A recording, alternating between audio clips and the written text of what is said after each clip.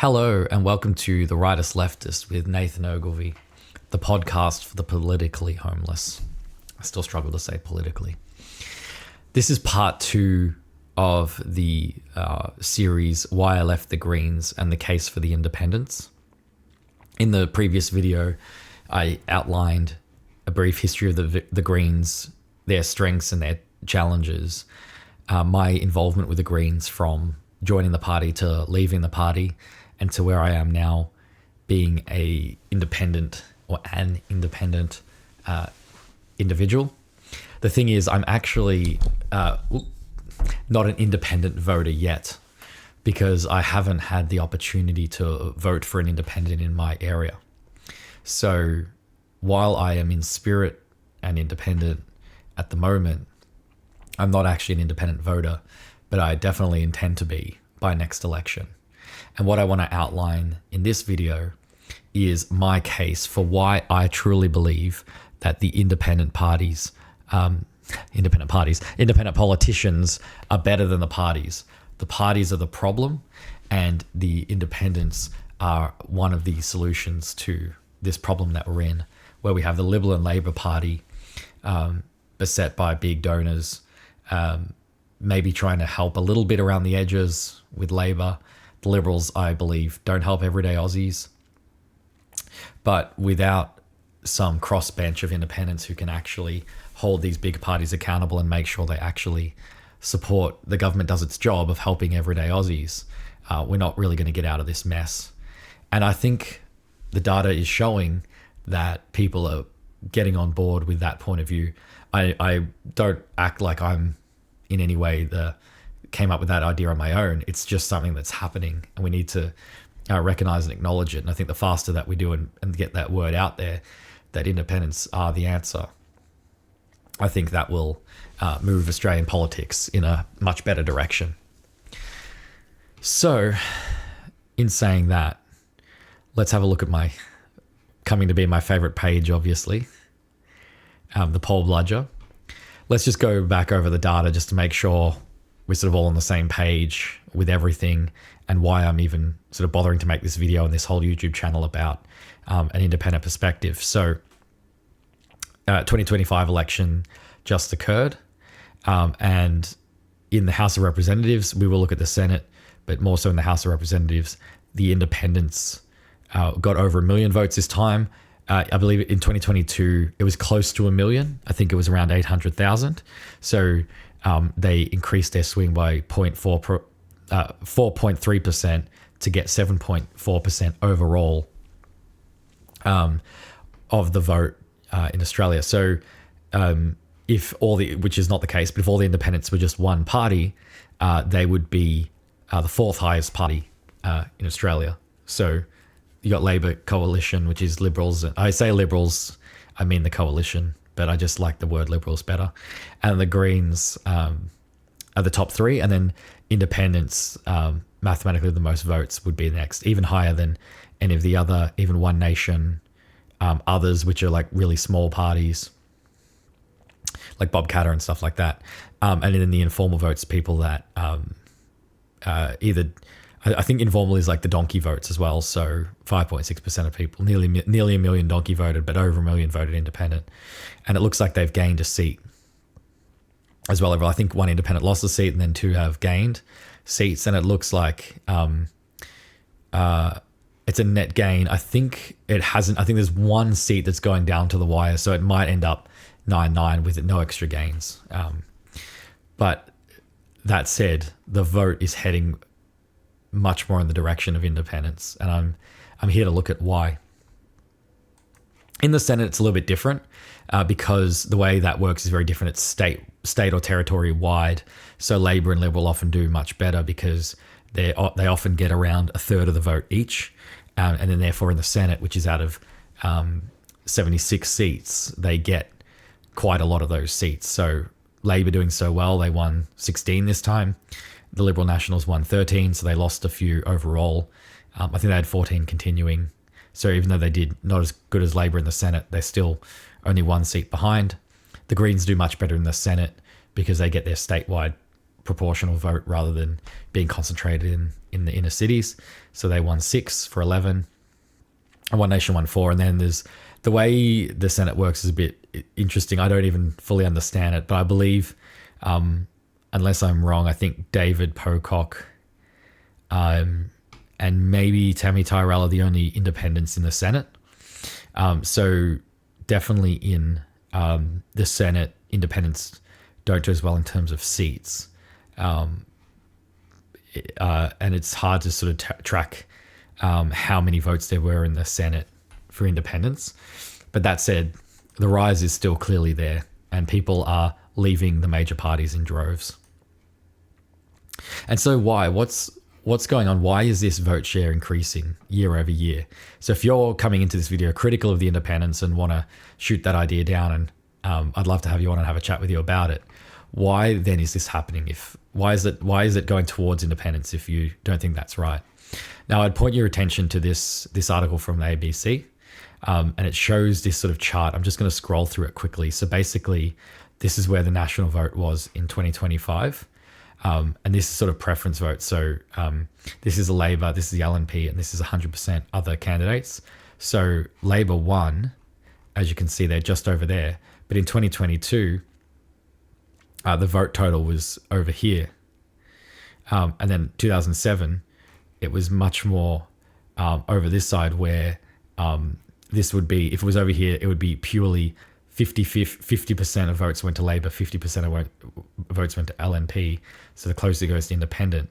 So 2007, the independents, and this also includes the minor parties as well. So this gray area is not just independents, but what it's showing is this trend in 2025 and 2022. It's much more to the center. So if that dot was in the center, it would essentially be 33% for Labor, Liberals, and the other candidates. Now, here's all the parties in, here's all the houses in 1975. So all the seats. So they're roughly spread between Liberal and Labor. Liberal looks like won that election, has more seats. But then by 2004, had 3 independents. And then as we go on, 2022, much more independents and minor parties. This would include the Greens as well, and the smaller parties like Bob Catter and One Nation and things like that. And then this is the result. There's still a few to go, but this is now the result in 2025, and this is where it stands today. Look at that shift up. When in 1975 it was all down here, and those other candidates were not getting much of the vote at all. It's much more disparate now. Now, these are the winners of the seats. So this, you might look at that and go, why is there a red dot in the gray area? That's because of preferences. So this is just who got the most votes, like how the votes got divided up in that seat, that electorate. So this dot here, for example, got much more votes towards the other candidates, and that candidate ended up winning after they counted the preferences. And the way they do that is the lowest person gets knocked out, and then those votes go to their next preferences and things like that. So that's how a Labor person could win that this seat, the independent or the third party candidate got more votes, but it worked out that the Labor, after preferences, the Labor candidate won. And so what do we make of this? Like with these shifts, this is like one seat here, shifting. It was a Labor seat in 2007 and then I think 2010, but it's shifting more and more over time. And this is happening a lot too. Like there's some seats here where they're still Labor for now, but they're shifting towards that independent side. So there's a couple of seats like Watson and Blaxland. So in 2022, they're much more solidly Labor, or getting much more portion of the Labor votes. Liberal too, I guess. Actually, they're going sort of both ways. This one barely moved towards Liberal at all. This one moved away as the Liberal National Party tanked. So you could expect that to move away, but moving much more towards that grey area. It's happening too. There's a seat in Cornwall, which I believe has now been called it had a lot of candidates. I think it had like 3 or 4 independent candidates. The Labor person still won ultimately, but look at that shift towards the other candidates in from 2022 to 2025, just over 3 years, and look how much it shifted more towards independent candidates. So as you can see here, Labor is facing more serious challenges from independents and minor parties than it did 3 years ago. But compared to the coalition side, it's looking more sturdy. So here we have, I think in that independent side, it's 9 blue seats and 8 red seats. And you can have a look here too. It happened with on the Liberal side too. So Cowper and Wannon, that's with the independent candidate, Alex Dyson. Didn't win, but came quite close. And as you can see there, the shift over to the grey area is much more prominent. You can see here another seat too, like McPherson. It looks like it in 2007 was strongly more towards the Liberal Party and wasn't getting that many other candidate votes. And then it's shifted over to, again, to that grey area too. And if you're just looking at that, anyone who knows basic statistics, or you can just follow that line trend, it's probably going to be around here next election if things hold, and that may be enough to flip it to an independent seat. And again, like I don't know how much more I can emphasize that this is happening over and over again. There are some cases here, and we will talk about the criticisms too, where so this was 2022 and one seat did move back into the Liberal column, only by a little bit. And also Monique Ryan in Kooyong did quite well and flipped that seat in 2022. And she still won it again, but it's pulled back to the Liberal Party as well. So they're clinging on to power, and they're going to do all they can to try and fight for their seats back. We'll get into that in a minute.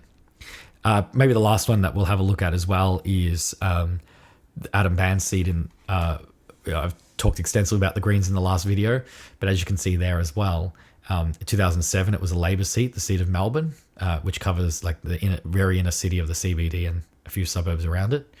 2010, Adam Band won it, and that was pretty solidly his seat until then. And if you look in 2022 and 2019, I think there was a year that Labor didn't even run a candidate. It might be this year where it's over the Liberal line over here. I think there was a year Labor didn't even bother to run a candidate. But then this year it went back to Labor. I think that's the failing of, as watch part 1, why I think that happened, of losing touch. But the reality is that, and then look here too. So these were the 3 Green seats that the other Green seats. So Adam Band lost his one, and then Griffith, Brisbane were both won back by Labor, so the Greens lost them, and then Ryan is the only seat that they retained. But as you can see there, it shifted back to Labor's column as well. So that's where we leave it. So this is where the state of play is from this election, and where everything's going to go next election. And if we look at that shift over, there's every reason that that's going to keep shifting into the other 100. So to that side here of the other candidates. Again, some minor parties, but the independents are a very big part of that. So I think the main reason is that rise of the independents is that people are very dissatisfied with the major parties. I had on Cameron, my brother, right-winger, who even acknowledged that the parties, even though maybe he didn't say who he voted for, but he's previously supported a party, people are leaving the parties because there is that lack of trust. The people in the community do not trust the parties to be representing them and their needs. I think as well with independents, why the independents specifically are rising more so than the other big parties is because when you're an independent, you're not told what to do. You get to set your own policy, and you get to don't have the baggage of being held to a bigger party and having to support someone else's policies that you don't believe. And we saw that with why the Liberal Party couldn't get their messaging right in the last election is because Peter Dutton was changing things day by day. He would announce a policy. A lot of the other Liberal politicians hadn't even been informed of it, or they got that brief in the morning and then had to go out and talk to their candidates about this new policy, only for it to be repealed the next week. And it was just chaos. Now, that doesn't mean a Liberal an independent candidate wouldn't do the same thing. But you can have much more coherence and much more consistency in your policies if it's just you and you can fight for what you believe in, and then people can believe that you're being authentic to what you actually believe and don't have to go along with a party. And I think that is the core reason why people are moving away from the parties. They recognize that a lot of the time they're given what to say, they're given their talking points, and in that way, are they truly fighting for you, or are they fighting for whoever wrote those talking points? And a lot of the time, with the Liberal Party, if Gina Rinehart or Rupert Murdoch, billionaires, pick up the phone and say, hey, we don't like this wording on this policy, or we need our mining subsidies. Okay, this policy is really going to help the everyday Aussie, but that doesn't help me. And then those things get killed or watered down. And then they actually don't end up helping everyday Aussies and actually changing the issues that really matter. And that's when the Liberal Party offered something like 25 cents off of fuel. Well, that sounds nice, and it's nice little peanuts. Like, you get a couple of $100. You might save a few dollars a week on your petrol, and then so a couple of $100 a year. Does that really change anything? What about people that use public transport? And then if you're a Liberal Party member and you might actually want to fight for something else, well, you're a Liberal Party member and you have to go along with what the big boss says. And independents don't have to do that. I think it's a big reason why they're growing. I think as well, we just got to recognize the other strengths of the independents. The ones that do well have to be seen as cooperative, and the ones that sort of cooperate with the government and don't just obstruct for the sake of it. And I think that's what the Greens, as you'll see in that last video, that's the problem of the Greens, were perceived as obstructing progress rather than getting things done.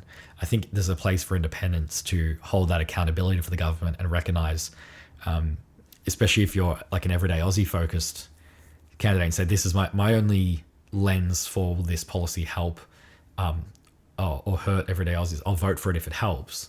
You can have that say and hold that government accountable to it. And if you think that it doesn't help, you can provide those suggestions to change it or not vote for it, and that can be killed.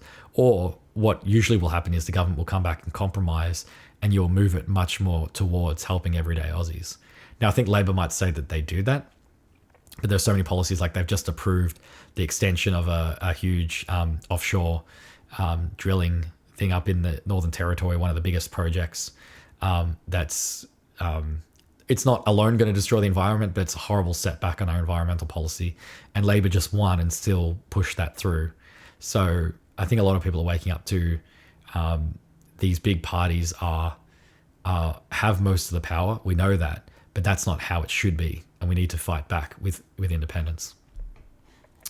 Let's start with we'll do the case against, because I always like to see both sides of the argument. And even though that's my reasoning for why the independents are better, that they're not beholden, they can fight for what they truly believe, and they will be able to, if they are cooperative, get those policies forward.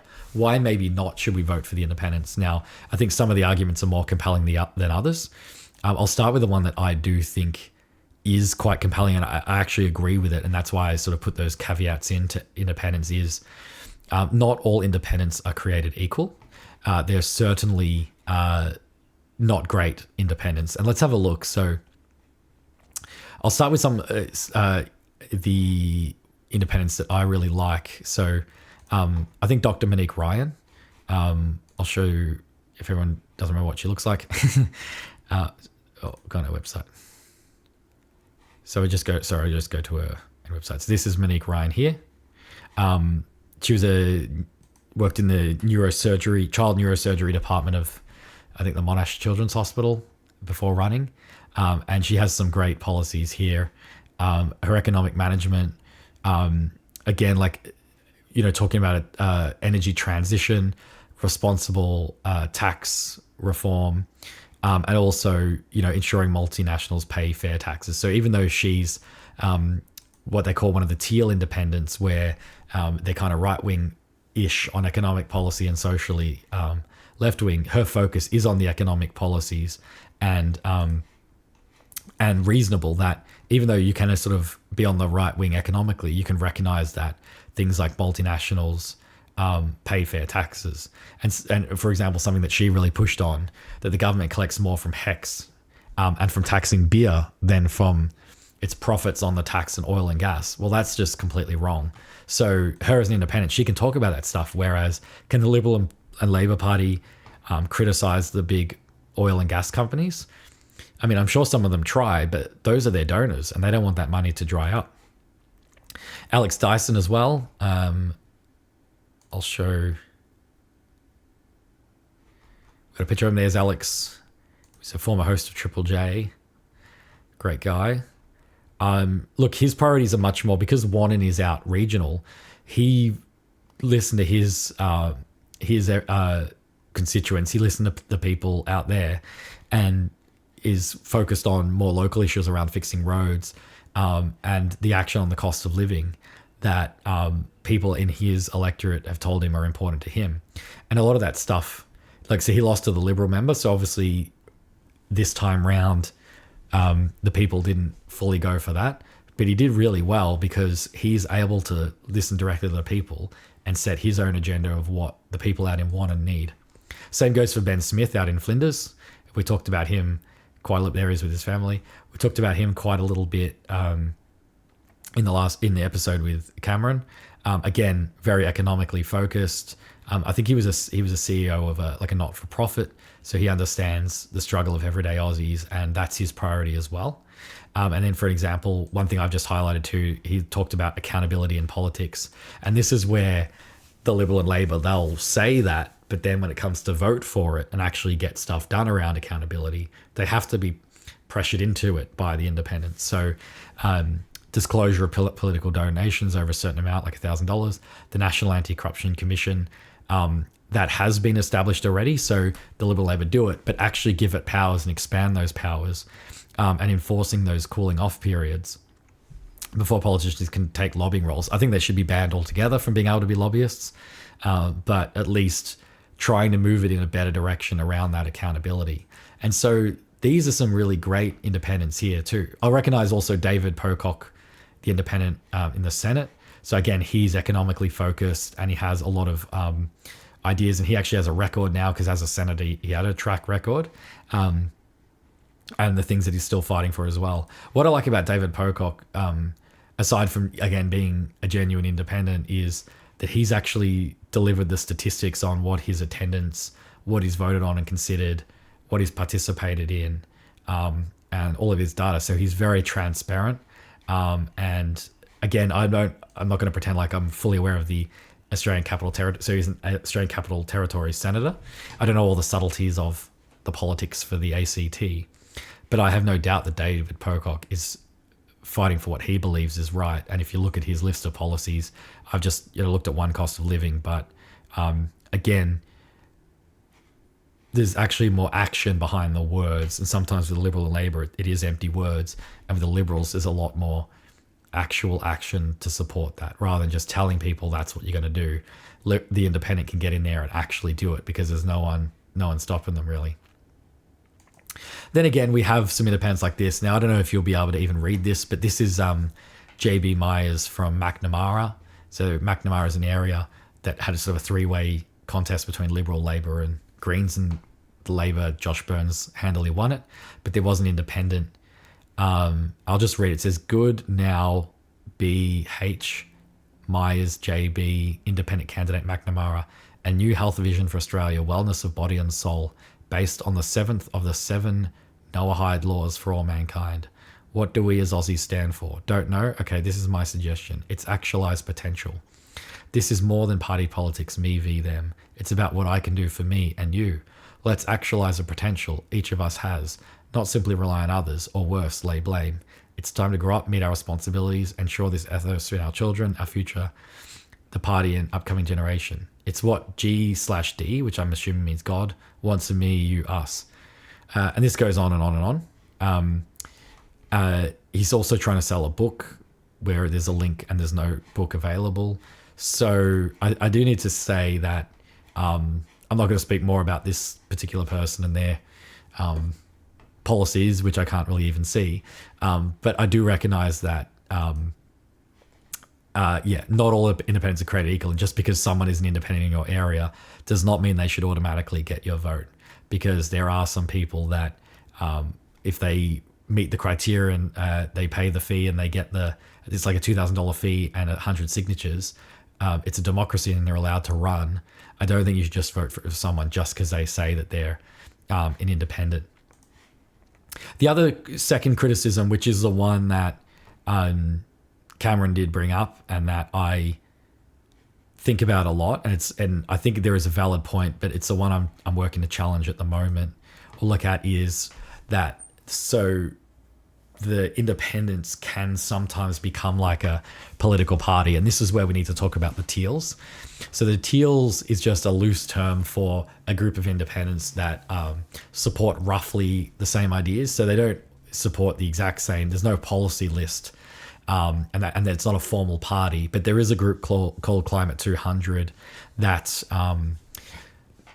supports a range of independent candidates. And if we have a look here, you will see some names like Zoe Daniel. I haven't mentioned her yet, but she was a teal that actually lost her seat in Victoria. There's Monique Ryan. Then there's a few others that have got their seats, like Allegra Spender and Andrew Wilkie. There's another Nathan, great name. Claire Ferris-Miles, who is in an electorate next to mine, who I would have happily voted for. There's Alex on there. We go down, and our friend Ben Smith is on there as well. So, and look, strategically all using slightly different colors, some of them moving away from the teals colors, like Ben using yellow, Alex using orange. This is tough because if you get funding from the same body, does that mean you're in a party? I think it depends on what you actually stand for and what you do, what you say you do to get elected, and then what you do once you're in. So again, we're not going to go through every single, don't have the time to go through all these candidates, but I would love to talk to them all. And I hope to talk to at least one or two within the year. This is where I think if you want to make a case against the independents and talking about where their funding comes from, because if they're all on this list, it doesn't look that good. I kind of recognize that. The thing is, Climate 200 and what they support, what they back, so their vision, if we just look at who they are, it's about, so it's sort of practical support, and it's run by Simon Holmes à Court, who's wealthy. I don't know if he's a full billionaire. I don't know his finances, but he is a wealthy backer. He doesn't put all his money into it. There are other it's like a funding body, so people can donate, as you can see there. There's that list to donate, but it is something that's tough, and you can see why some of the independents moved away from saying that that's where they get their funding from. Now, this sort of feeds into my third point. A third point of criticism against the independents is that, as other people are saying, and I think Cameron said in the video too, the big parties it really is sometimes down to Liberal and Labor. But I think people hate that. It's like the Coles and Woolies thing that even though in the supermarket there are other alternatives like Aldi and other shops, I guess, the Greens would be Aldi in that metaphor. Like you have a third one that's a little bit smaller. People want, I believe, a choice. They want to be able to vote for someone else that's not one of those two parties. And that's why I think going back to sum up my argument against that criticism is you really can't argue with this image here of this is the shift from like, again, we'll go in 1975. Here's one I prepared earlier. So this 1975, I wish this was right next to the other one. That shift, so 50 years ago, this is what it was like. It was this is a two-party system. And where we are now, in 2005, this system here, the independents are back in the game. Things are moving that direction, and I think the big parties are awake to it, and they're going to be prepared next time. But the thing I don't think they're prepared for is that by marketing more to people and pushing the message further, it just highlights that they're only really come around every 3 years. So what I think we really need, I don't think I'm ever going to go back to a party. And I think what we really would like to see, what I'd love to see this next election, like my goal would be, is to have this move even further over and have the proportion of independents. So I would love this. I think this will go up probably about the same again. So I reckon next election it'll be 10% independents. And I would love then to see 10% of the seats go to independents, which for the House of Representatives, 150 seats, that's 15. So I'm not predicting yet, but I'm hoping that in the 2028 election or whenever it's held, that this is a 15-seat independent crossbench. And whether that means the Greens gain or lose is not really important to me. I think Labor have hit their ceiling, and they're going to come down. And I think the coalition, look, they're a disaster, so who knows what's going to happen with them. But I want to see the independents, at least, let's say they end up on 10, they get times and a half, so they get 15 seats, and they can really get cracking on holding the big parties accountable. What I think the candidates that will win, they have to be exciting, and by that I mean not boring, and actually invigorate people. I want people after I speak to a candidate or see their policies, I want to feel excited to vote for them. They need to be community-based. They need to live and work in the community that they're representing. And they need to have 3 to 5 common sense policies that will actually help everyday Aussies, that people can understand. They're realistic to get completed. Things like funding mental health, building that anti-corruption commission, taxing the multi-corporations, 3 to 5 solid policies, and an independent that ticks those 3 boxes. And notice I say nothing about their race or their gender, no this DEI stuff, like it doesn't matter their background, like anything personal characteristics about them, don't care about any of that.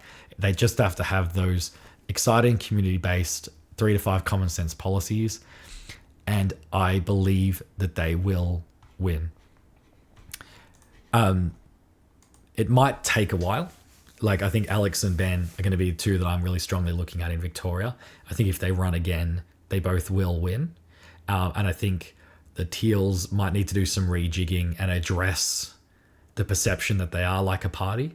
And I think if they can successfully do that by highlighting that they are still independent, they could talk about some of their differences on policy where they do differ. Because if you're an independent and you, by definition, aren't a part of a party, have those conversations. I'd love to have an independent candidates forum from across all the different regions, and that would be an event I would pay to attend to see where they do differ. And if there's this strong agreement, at the very least, the parties are the problem and we're going to hold them accountable, that strong independent crossbench, I can't tell you how much that would help everyday Aussies. Because the Liberal and Labor Party, they're already running scared.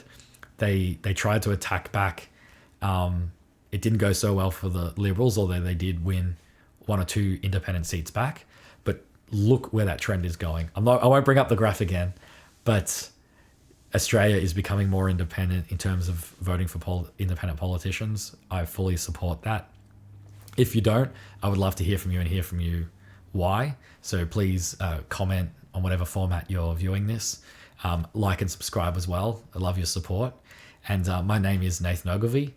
This is The Rightist Leftist, the podcast for the politically homeless. And let's talk again very soon.